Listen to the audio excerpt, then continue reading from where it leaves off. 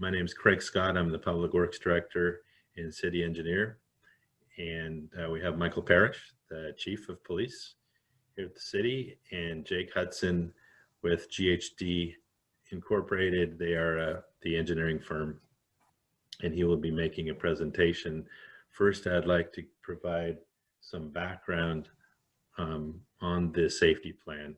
So last fall, the city applied for and was awarded a federal grant to prepare a local road safety plan. It was for $72,000, and the city provided $8,000 of its own local general fund money for the plan. The plan is, it's a methodical approach to analyze collision data and public input to identify hotspots and to develop a prioritized list of safety improvements. The plan meets federal guidelines, and the city will then be eligible for design and construction grant funding. So we fully intend to come out of this plan with a list of improvements, and then a longer list of sort of conceptual focus areas that we could then elevate to design. And but with these top, I think it's 3 or 4 projects we'll be providing in the plan, we'll be ready to plug into grant applications or even into the city's CIP. And we'll be talking about that a little bit more later. So upon getting the grant, we hired GHD to prepare the plan.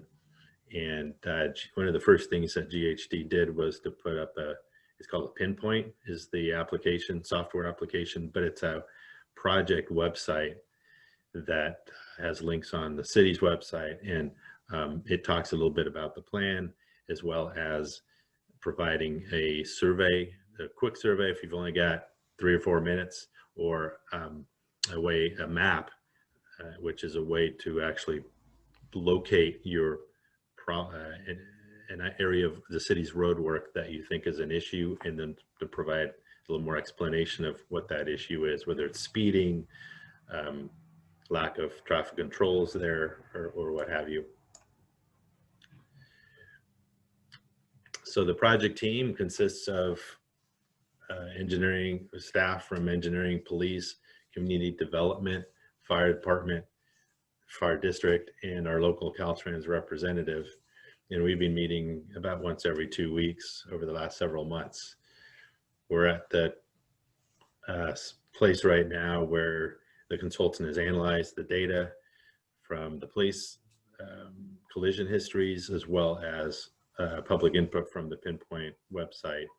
And we have some results, so identified some problem areas around town and so forth. So that's about it for the introduction and the background. And at this time, I'd like Jake to have you go into the presentation. Okay, yeah, hey, thanks, Craig. Just to do a mic check, Craig, can you hear me and, yes, and see the screen? Everything's good. Yes. Okay, yeah, thank you. So yeah, as Craig said, what we're developing is essentially a framework and policy document that establishes how the city evaluates traffic safety issues and addresses those. And as a component of that, we look at traffic safety from 2 different perspectives: from a citywide systemic perspective, where we're not looking at any particular location specifically, but we're looking at travel or at collision patterns sort of globally, and developing a toolbox of means and methods to address those. And then we also look at those hotspots, and we're developing recommendations for potential measures at those hotspots. And we're not looking at those from just an engineering perspective, but we're looking at those from engineering is certainly part of that, but we're looking at that from an engineering and education and enforcement and an emergency services perspective. So it's really a holistic look at how the city can best approach traffic safety as a whole overall.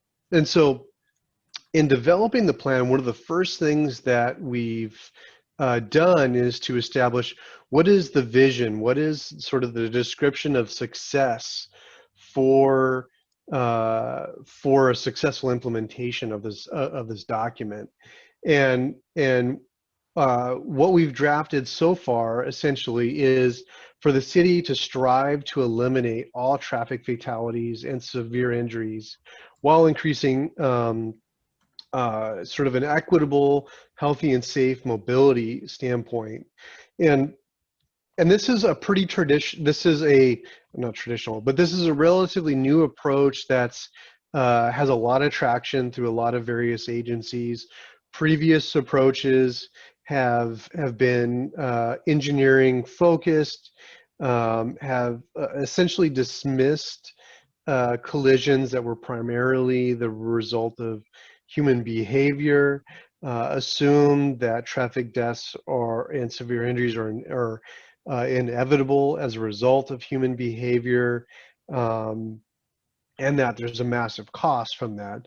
So this vision and the goals that we've established for this program shifts a little bit to shifts the thinking a little bit to say, hey, if we take a holistic, proactive look and approach at this, where we're now assuming that if we can do certain things and we take a proactive approach, there's a possibility that we can actually have a preventative type of approach.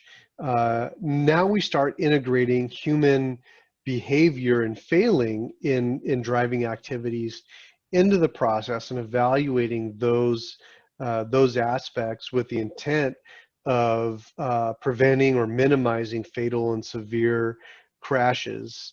And that taking a look at the costs and benefits and really trying to develop solutions that don't break the bank, right? And so that there absolutely is certain strategies that do that.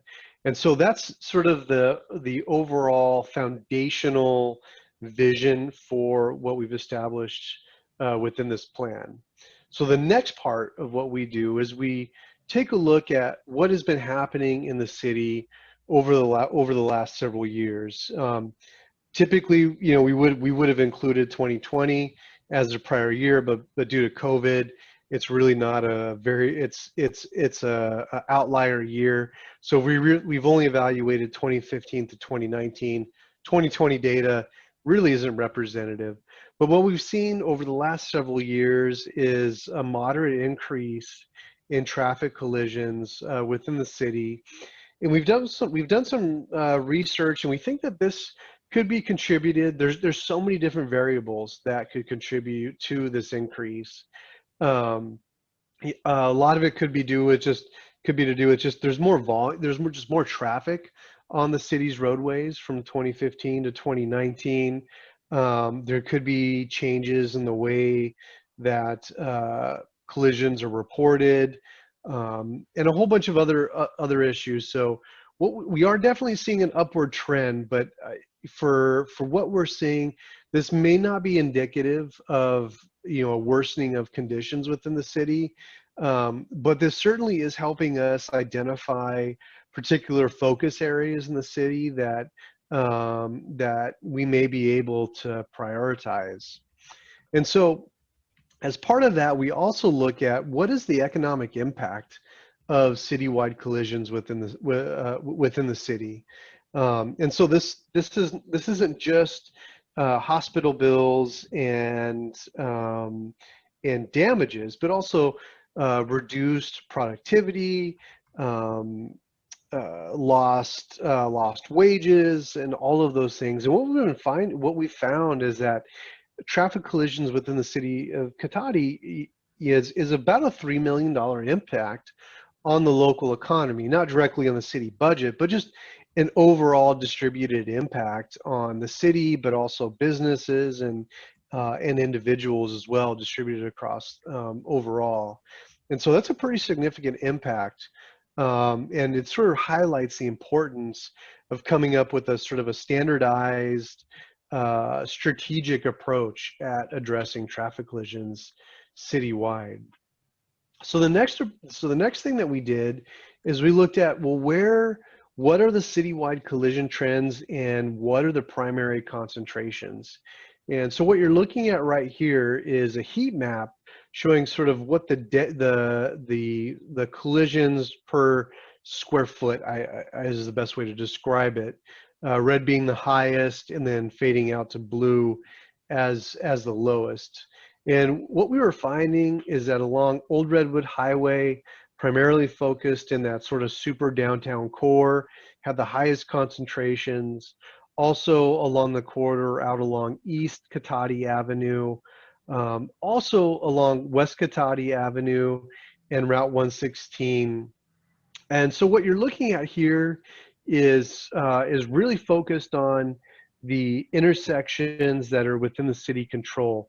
We didn't focus so much on what was happening under state route jurisdictions. They're going through their own processes, and they'll have their own programs. However, with State Route 116 and West Cotati Avenue, there's certainly a higher collision pattern there, and we're looking at that as a joint effort. So we've included that within within our analysis of those trends and concentrations. So now moving away from the concentrations, we start to look at, well, what's happening within those concentrations? And what we're finding is that the predominant pattern, the predominant thing that's happening within the city are rear end collisions, and the most common factor that's resulting in those rear end collisions is unsafe speed.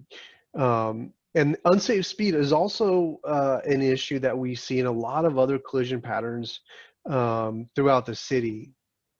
The number two, broadside collision. So this is failure to yield. So basically running red lights, running stop signs, and those sorts of things. Number three and number four, hitting objects and sideswiping collisions.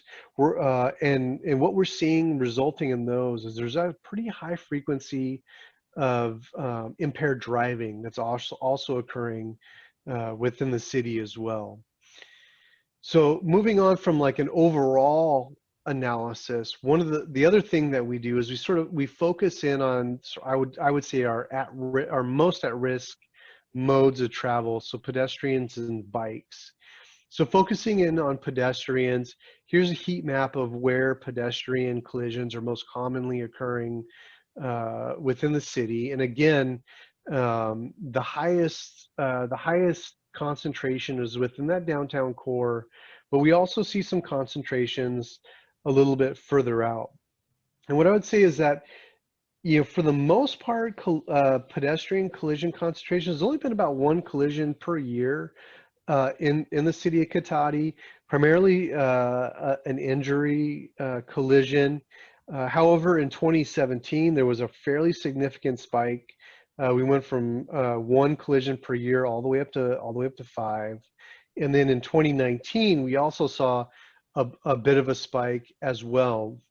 Now, I'll say that there's been, 2019, a couple of years ago, the city of Cotati has actually installed some really good improvements, particularly along the West Cotati stretch and some other areas. And so we're likely to see that collision trend start to drop off based off of the information that we've been evaluating. However, overall, we're still looking at where these collision concentrations are, evaluating what the city's already done and what potential future things that the city could do. So moving over to the bicycle collision trends, again, somewhat of a similar trend, a little bit focused within the downtown core, but shifted a little bit more to the west along West Cotati, primarily around Charles Street, and in this area. And again, there's been some improvements and some striping improvements in this area. We would likely see a drop off in collisions. As far as the number, there was certainly an increase in the pattern of collision that we were seeing from 2015 to 2017. There's a pretty significant drop off, and since 2018, there's only been about one bike collision per year within the city of Katahdi. So so that's really good news, and it's really showing that there are some proactive efforts that are having success in what those are achieving. So now looking at, after we've seen sort of where the general area, the concentrations, and what are sort of the contributing factors and some of those specific collision trends, we also took a look at just citywide, what are the most predominant contributing factors to collisions. And this is a pie chart showing, you know, what things were leading to collisions the most. And you know, essentially what we saw is that speeding was the highest issue that was related to collisions within the city of Cotati. And one of the other things that we saw is there was a lot of reporting that that either had, where they didn't necessarily state within the collision reports, the factors weren't necessarily stated, or they were referred to as unknown. And we went into those reports, and so there, I would say a lot of these not stated or unknown actually are speeding related collisions, and another component of those come back to impaired driving. So by and large, the two primary issues leading to collisions within the city of Katahdi are speeding and impaired driving. And then following, and then for third, following that up in third, is just not, you know, running red lights and running stop signs. So those are really the top three things that are leading to collisions in the city: speeding, impaired driving, and then running stop signs and red lights. So based off of that analysis, what we've done is we've looked at the entire city overall, and we've developed a toolbox of things that the city can be doing to best focus its efforts on those primary issues. Now, these are, what we're seeing here are systemic activities and actions the city can take. These aren't necessarily at specific locations. This is just a general overall prioritization of the types of activities the city could best do to sort of bring down these collisions. And although I say it's not focused at any individual location specifically, the number one thing that we've identified as an emphasis area, and this is sort of across the board, this is what we identify this in most local roadway safety plans as a high priority, is that the city continue to evaluate, rank, and prioritize the locations that have the highest collision rates, and that the city evaluate the patterns at those locations, develop a set of countermeasures, and then have that list of things that they're looking to implement, and that as grant funding comes available, as general funds become available, or as new development is making proposals, that there's opportunities to establish development impact fees and a whole host of other types of ways to fund implementation of the recommendations for those locations. So that's number one, focusing at those high incident locations and coming up with ways to improve those. So the second one, again, speeding is one of the highest, one of the most common factors leading to collisions within the city of Cotati. And we have, this is just a really big overview summary. What we have here, we have a much more in-depth toolbox that will actually be produced within the report.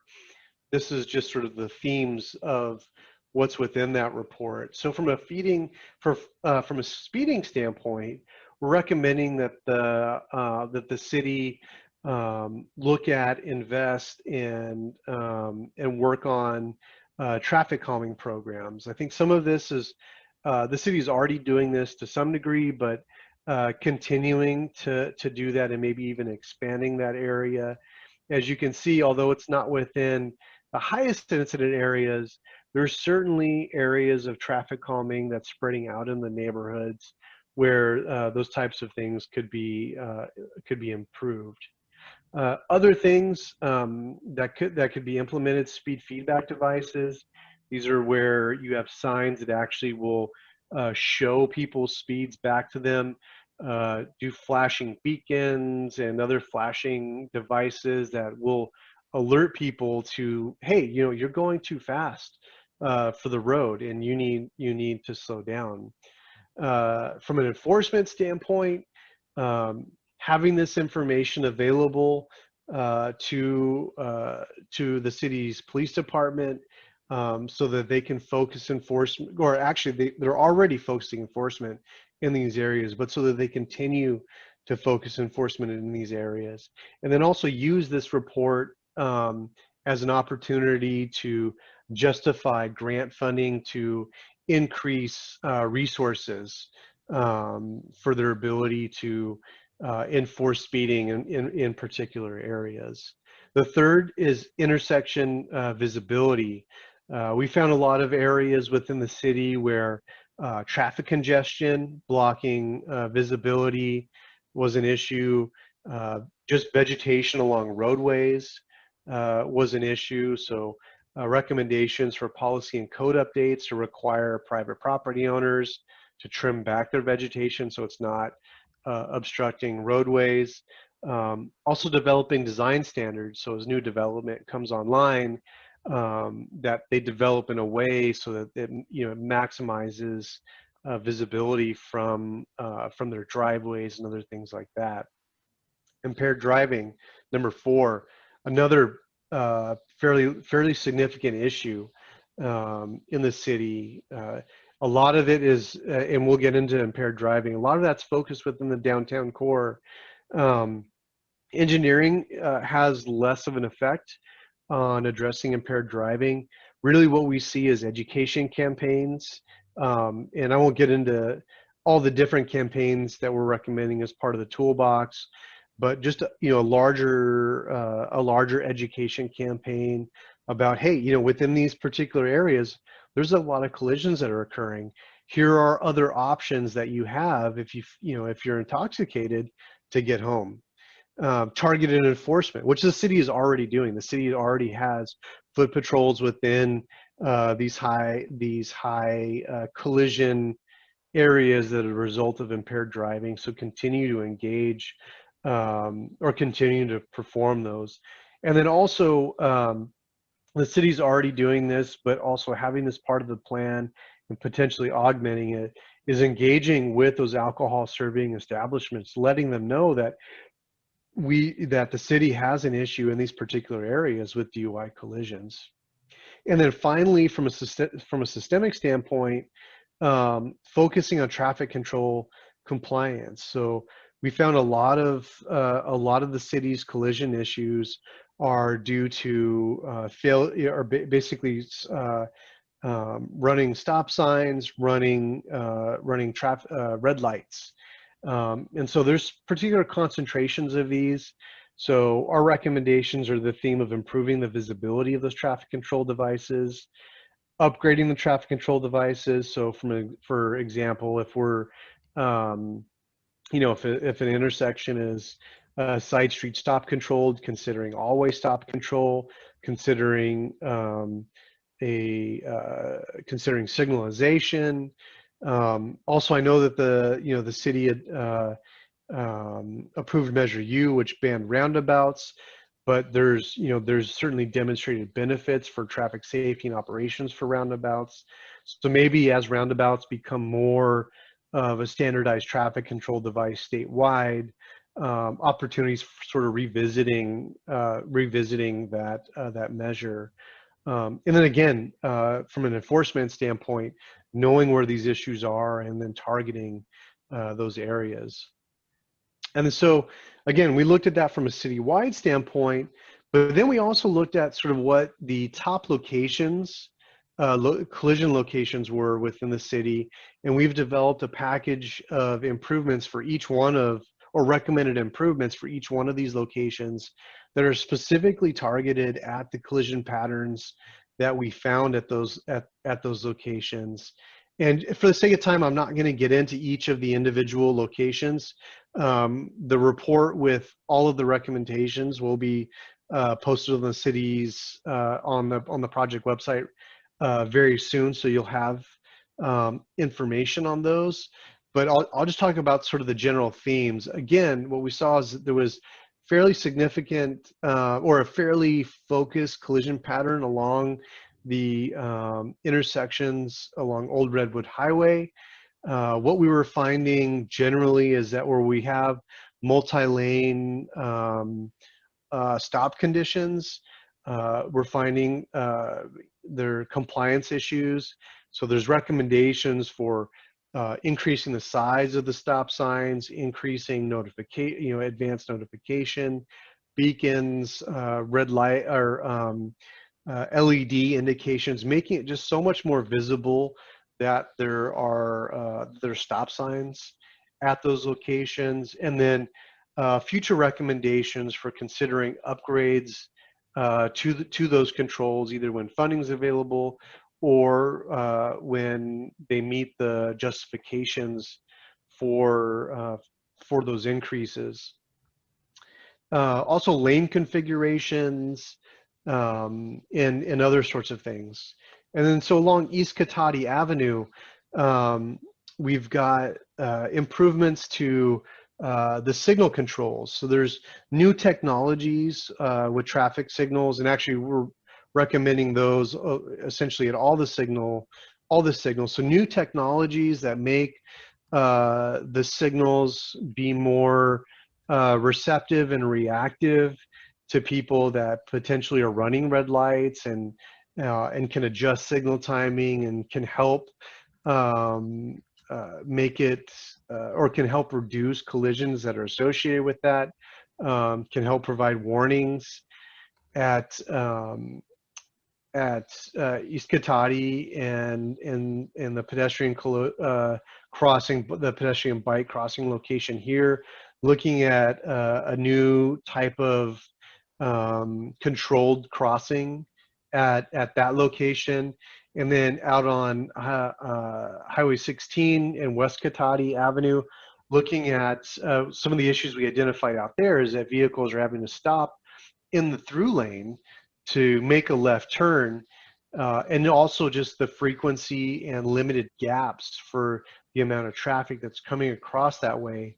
So looking at potential widening and improvement to that location as a way to improve access in and out of that area.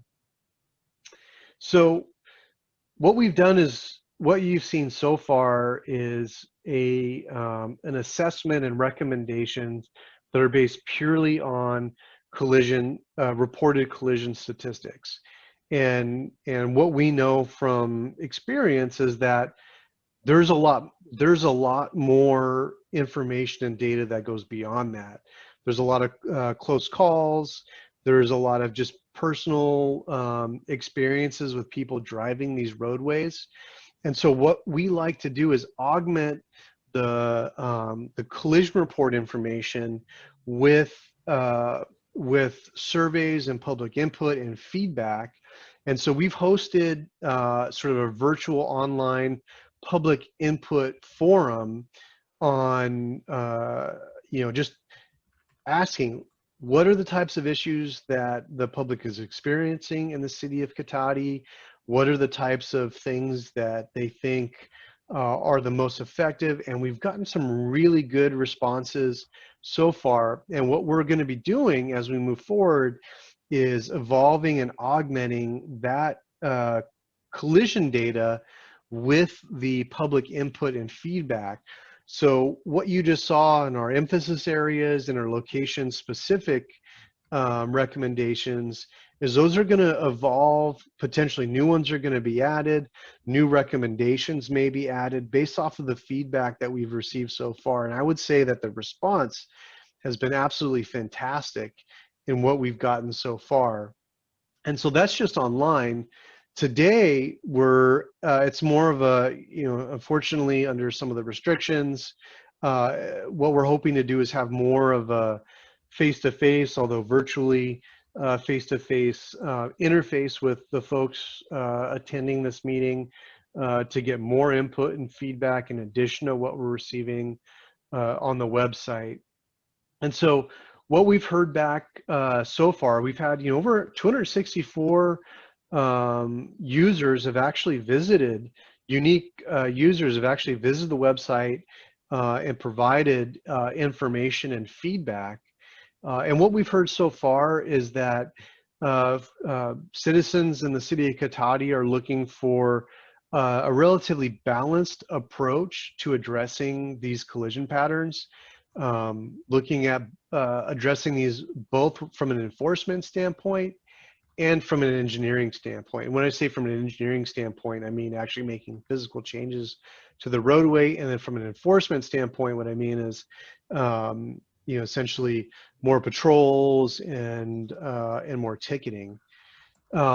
Talking with, and then the feedback that we've had from what are the primary issues that people perceive as leading to collisions, by far number one is speeding, and that's actually a really good alignment with what we're seeing with the actual collision data. There's a very significant concern amongst Katahdi's residents about speeding, and that's followed up by visibility.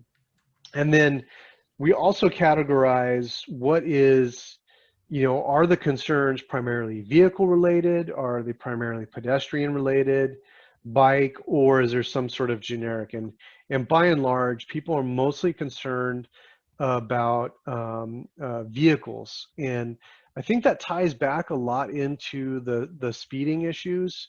But again, there's a lot of overlap and correlation between speeding and vehicle related issues, in addition to almost a quarter of the concerns being pedestrian related concerns. So again, what we're hoping to do at this meeting is to expand what we have here, continue to direct people to the website and focus people to the website.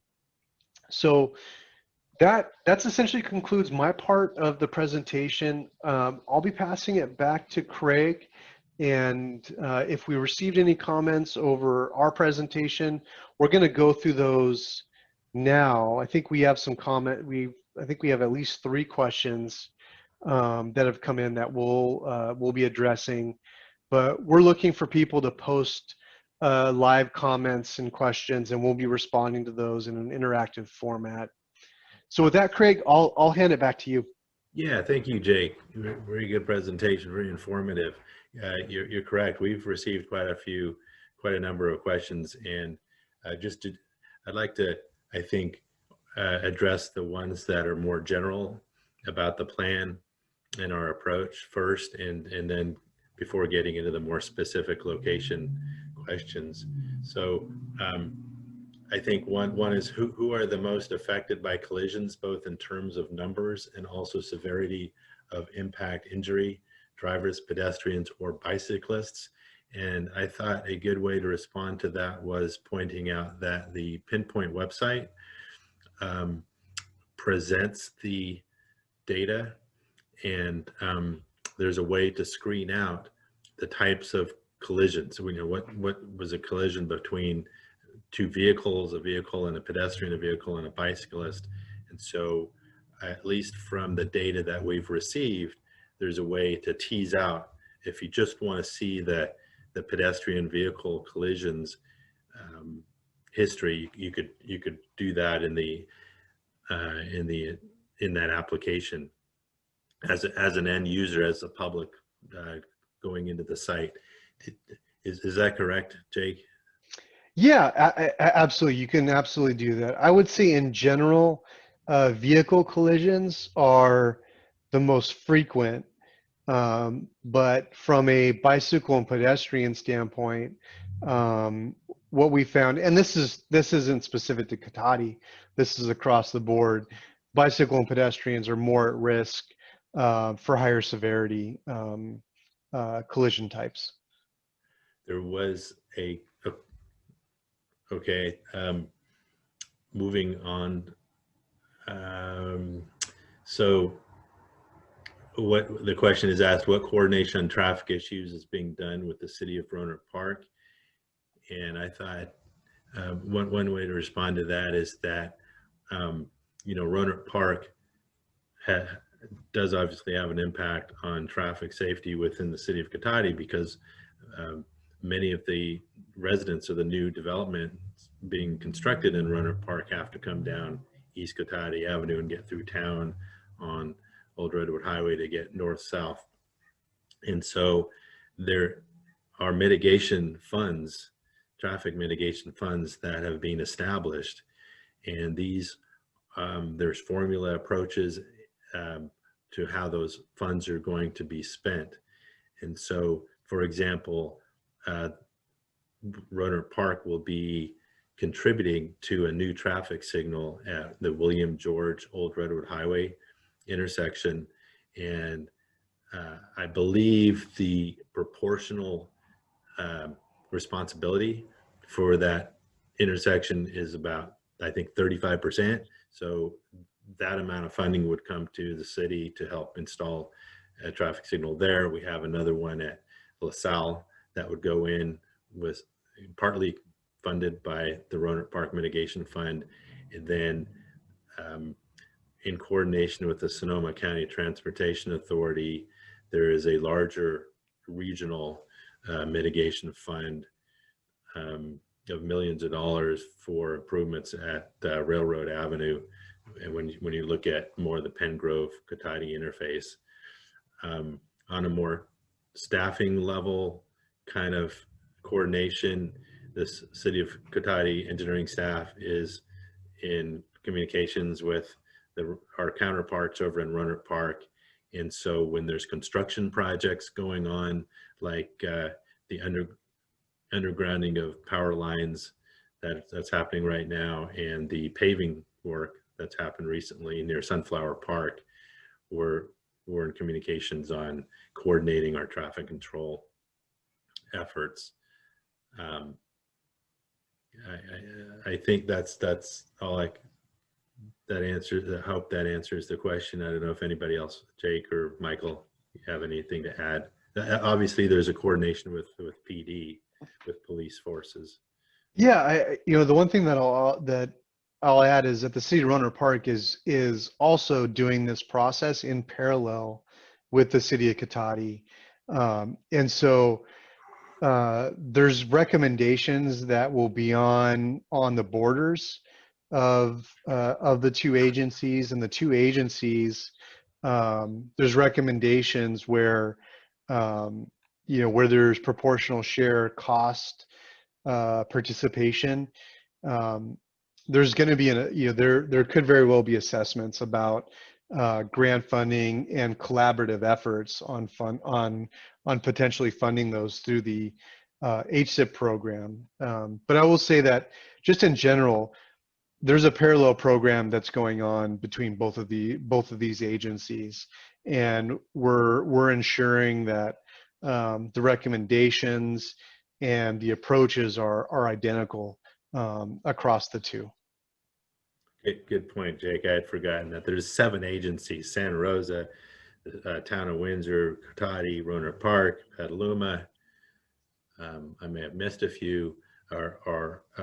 We combined efforts to issue that RFP to get our local road safety plans, and we each received $72,000 of that grant money for our own plans. But by virtue of the fact that we're coordinating using GHD, also following the federal guidelines for preparing these reports, they're very consistent, coordinated reporting efforts.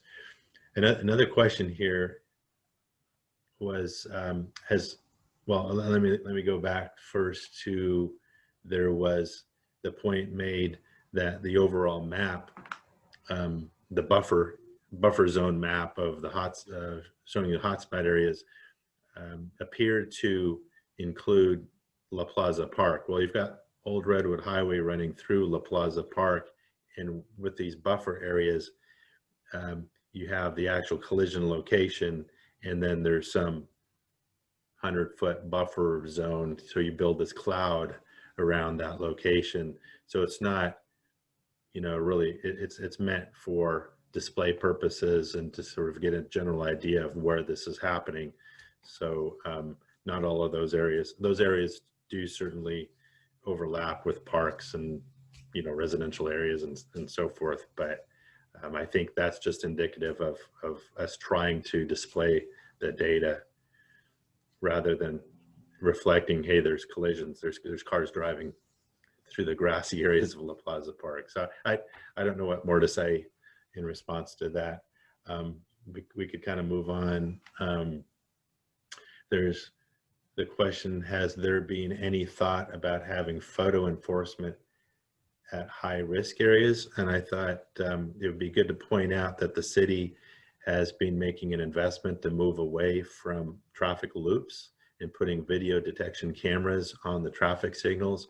Video cameras are much better at picking up vehicle traffic, as well as picking up that bicyclist that's wondering if they've triggered the traffic signal.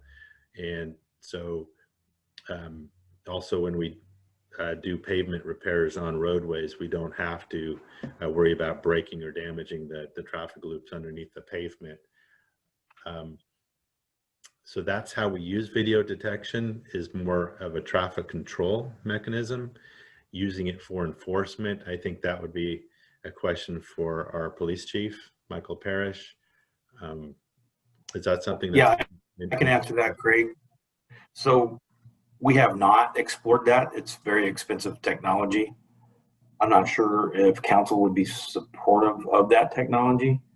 And in court, it's sometimes difficult to hold up compared to an old-fashioned ticket from a police officer who witnessed it and then is meeting with the driver and citing the actual driver.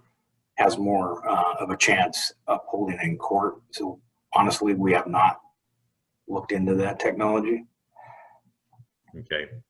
Yeah, and if I might add to that too, the video detection devices in terms of traffic operations and traffic safety, they're not designed to capture license plates or identify people, and they're actually not typically recorded.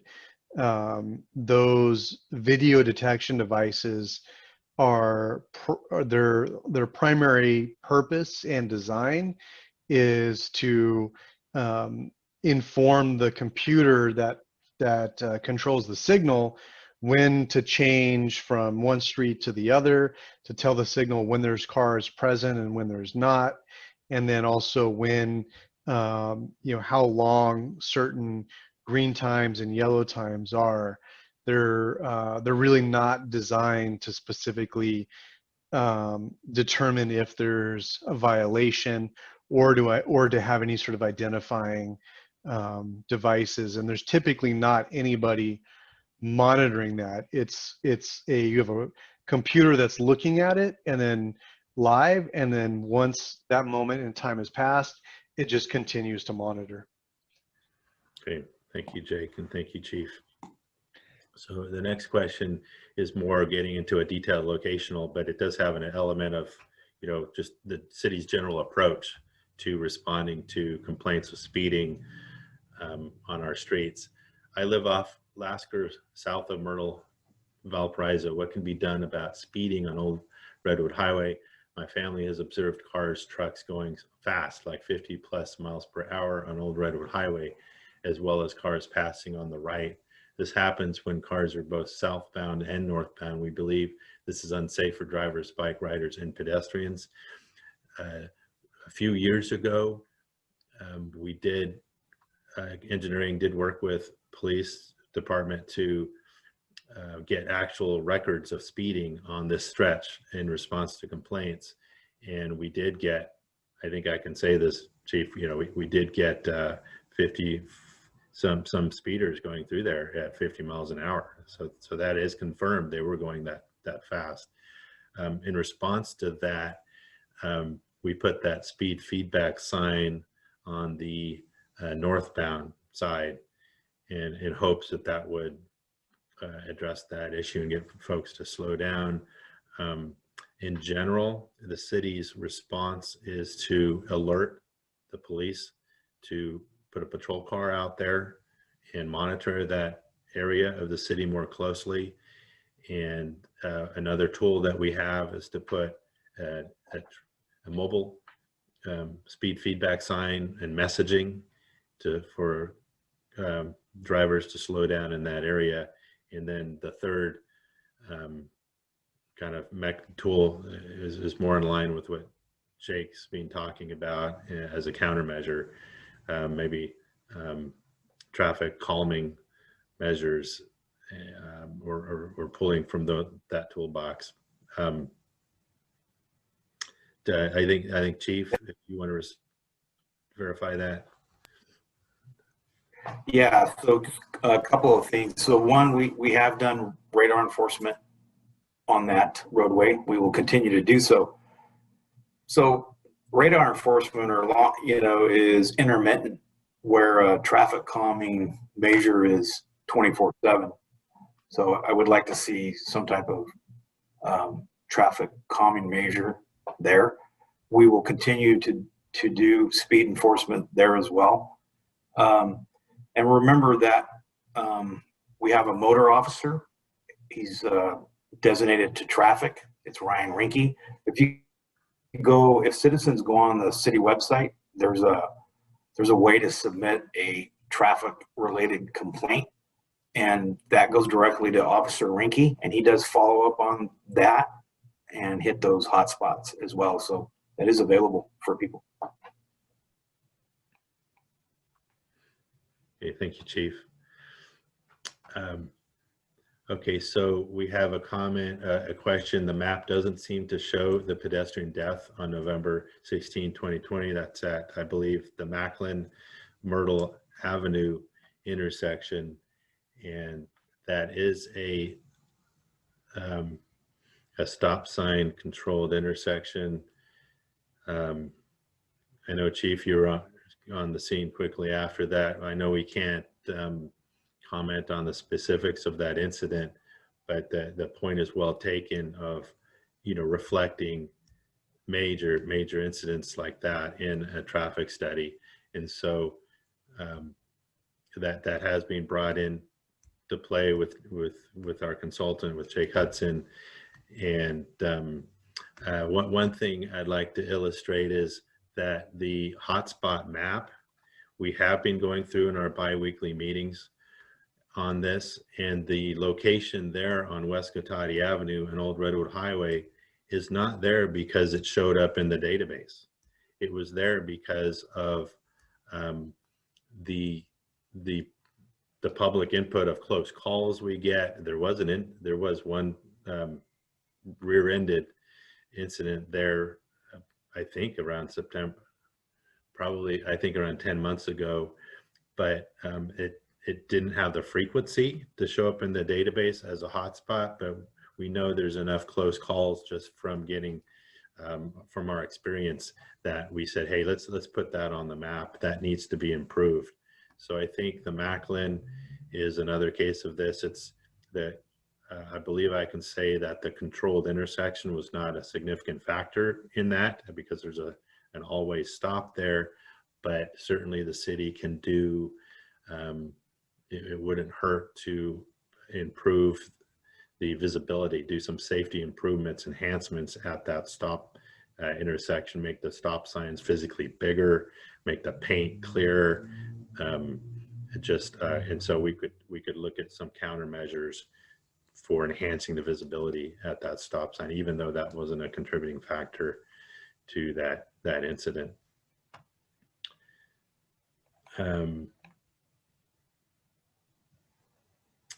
Okay, we're getting questions, that quite a few now that have continued to roll through.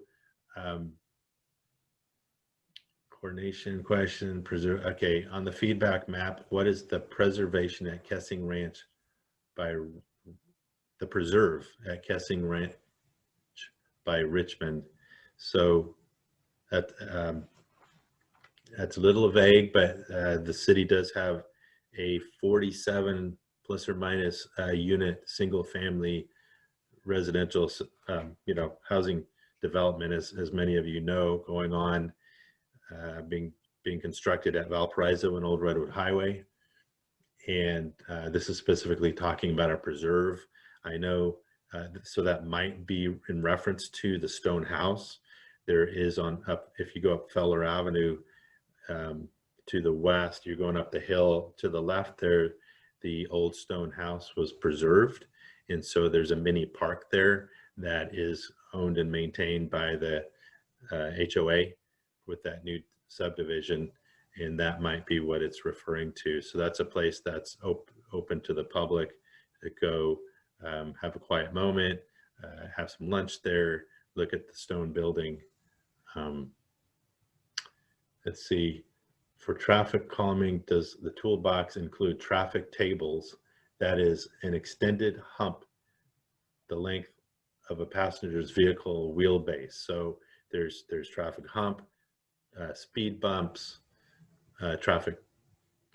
So they go by a number of different names, and you may have seen a few. So the short answer is yes, that the city's toolbox has included that for quite some time. On Lakewood Drive, just a few years ago, you saw some new speed humps being installed there, and we did that in coordination with the fire department. And then one went up recently when we did the outer hub or named streets. We put one in on Charles Street in response to the public comment there, input, and then one on William Street near the that Montessori preschool. Jake, could you just, in an official capacity, is that part of the toolbox? I'd imagine it would be, continue to be. Yeah, the toolbox. So it's under the toolbox of speeding, and within the toolbox, we've identified traffic calming more in a general approach, but referring back to the traffic calming measures that the city already has within its within its I'll say its own toolbox, even though this will be the same. So yes, it absolutely is part of the plan.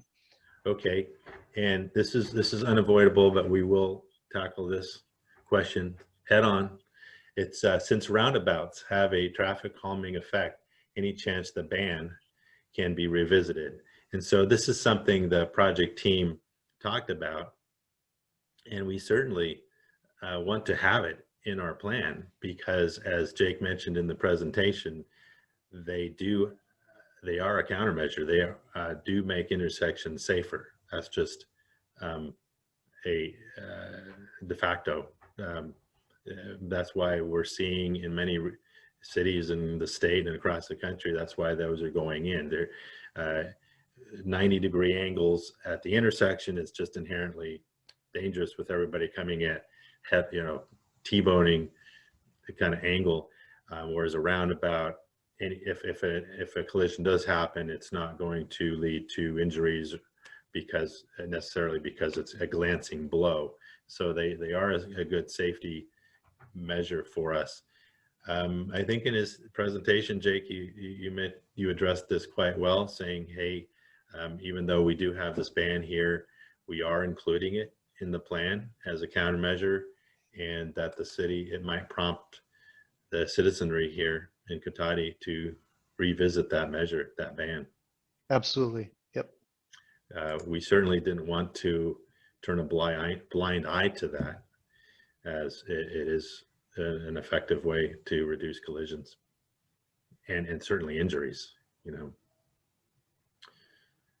Okay, heading down the question list. How will the West Cotati Clifford Street be made more pedestrian friendly, complete sidewalks? So on our west side of town, the west of Highway 101, there are not a lot of sidewalks. Those developments were intentionally built with ditches and more, kind of potentially room for future pathways. From on this section, we do have a paving project under design right now that we are really burning the midnight oil on getting this thing out to bid in August, and hopefully we can get it under construction and completed before what we hope to be a rainy season. And as part of that project, we'll be addressing some existing ADA ramps, which is pretty routine for us to include any deficient curb ramps that are over there. We will be putting in a pathway up and over where you see the West School Street from West Sierra Avenue. You go over that road, that hill there, and it comes down to this West School Street tunnel. We'll be putting in a decomposed granite pathway to provide a walking path. But then as you come down, you get to Clifford Street. The city does have a West School Street pathway project, and we're using CDBG funds. It's more a long-term, we're probably 6 or 7 years into it right now, and it'll probably be 4 or 5 years before we'll see the full pathway get connected. We saw parts of it get constructed last year at Richardson Lane with those pathway improvements, and then this piece down by Clifford is also included. It's just complicated by right-of-way issues and some trees that might need to be removed. So it's a little more, and then the funding that we're looking for. So it has a little more long-term component. I would encourage this person to be specific about what they would like to see, and perhaps just email me directly, or put in that report a problem, or put a specific comment in the Pinpoint website. Okay, moving right through. Okay, how are we doing on? I think we're doing pretty well on time. Yeah, we're 11 o'clock, but we gave us room to go to 12, so we're okay. This is good. I think we're just marching through the questions. We've got a few more after this. Road maintenance and bike lanes makes a huge difference to cyclists. Kudos to the city of Katahdi, which maintains these well on East Cotati Avenue. The Roner Park section is often full of debris, which makes it much harder to cycle in the Roner Park bike lanes. Also, people tend to put their trash bins in the bike lanes, which forces cyclists out into the street with the other traffic. Yeah, calling another agency and giving them advice is kind of a touchy topic, but we will, I'll commit to calling them up and pointing out that we have received this complaint. And, we endeavor to keep our bike lanes clear of debris. And it's just something that we've gotten a lot of positive comment on. So I will commit to bringing that up with Roner Park. Okay, what are the plans to slow speeding down? Slow speeding with drivers using West Cotati as a shortcut.